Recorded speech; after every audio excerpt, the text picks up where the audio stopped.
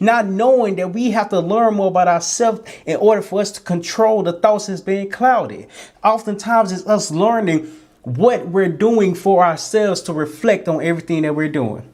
See, that's the point. First point I want to hit on is self-reflection. See, in order to understand isolation, we have to reflect on ourselves, not just today, but the past. Everything that we have experienced has been there for a particular reason, for a reason. We just forgot about it. See, when we forget about things, now we no longer are in our purpose because we don't know who we are, because we lost out our identity, because now we're just going with the flow. So, and it taught me that we are so comfortable. We don't understand that we're comfortable.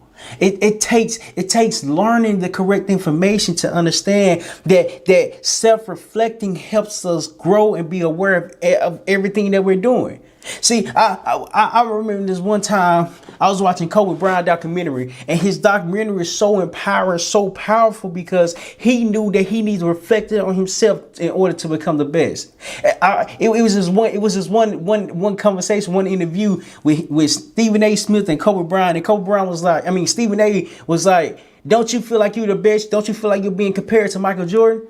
Kobe was like, "Bro, I don't care." He was like, "Man, I want to be the best me. I want to be the best me." Oftentimes we want to be the best next person because the next person has more status, has more accomplishments, has more stuff than we have. But why can't we be the best us? See, being isolated leads us not to compare to the next person because we are by ourselves. How are you going to compare yourself to yourself if you don't even know who you are? See, the only comparison that should be taking place is you comparing you to your past. Well, are you the same person that you have been through? See, when Kobe Bryant was coming up in the NBA, his first NBA appearance, he was not that great. He was not that great, but he actually put effort into it. He airballed 5 times. And 5 times he knew he needed to reflect it and understand what he needed to work on. See, when he was by himself, when he was isolated, he started working and working on his legs, because he said that the condition from high school was completely different from the NBA. See, here's why this is important, because if we don't reflect on ourselves, how do we know what we need to work on? See, we need to work on things that's stopping us from growing, because what's stopping us from growing is us making the mistake of not working on it. It's us not focusing on the thing, and the thing is constantly growing to mistakes and failures because the failures is not being learned about. That's when I understood self-reflection, being isolated, is just more than just a time being by yourself. It's a phase and a moment, and for you to understand who you are becoming and who you would like to become. See, there's no reason to compare the next person, because the next person is not you. We have to be comfortable with ourselves. And you see, that's the problem. We're too comfortable. We don't recognize how comfortable we are. That's when I understood that the power of growth, the power of reflecting, the power of understanding helps us learn the lessons that will help us grow in life. That's why understanding and learning from the correct people shows us why being isolated, why being by yourself is so important, because when you're by yourself, you learn things that a lot of people don't talk about. And it's only not spoken about because we don't understand what's there. See, that's when I understood, when I started my journey back in 2020, I needed to get uncomfortable. And I didn't know I was comfortable until I started reading books. See, education matters because you're constantly learning for your life. You're constantly learning on a daily basis. You're constantly learning every time you step out and wake up. Every time you wake up, you're constantly learning. If you decide to learn. If you decide to learn. I remember when I was younger, I was like, I hate reading books. I hate reading books. I don't even like reading books like that. It just don't do nothing for me. Why am I reading a book and I don't even understand it?